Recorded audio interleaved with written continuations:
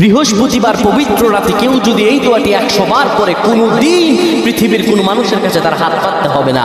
পৃথিবীর সবকিছু তার পায়ের নিচে আল্লাহ হাজির করে দিবেন। দারিদ্রতা থেকে মুক্তি দান করবেন, বিপদ আপদ থেকে মুক্তি দান করবেন, তার সম্মানকে সুউচ্চতা দান করবেন, অসুস্থতা থেকে দূরে রাখবেন। আল্লাহর অশেষ দয়া ও রহম তাকে দান করে দিবেন। সুবহানাল্লাহ। বৃহস্পতিবার রাত এটি গুরুত্বপূর্ণ রাত। এই রাত সপ্তাহে একদিন আসে। আরবিতে রাত আগে আসে, দিন পরে আসে। সুতরাং বৃহস্পতিবারের যে দিন গিয়ে রাত, এটি বৃহস্পতিবার রাত নয়, এটি শুক্রবারের রাত, এটি জুমাবারের রাত, এটি দোয়া কবুলের রাত, আল্লাহর কাছাকাছি হওয়ার রাত। সুবহানাল্লাহ। এই বৃহস্পতিবার রাত আল্লাহ তাআলা বান্দার দোয়া কবুল করেন।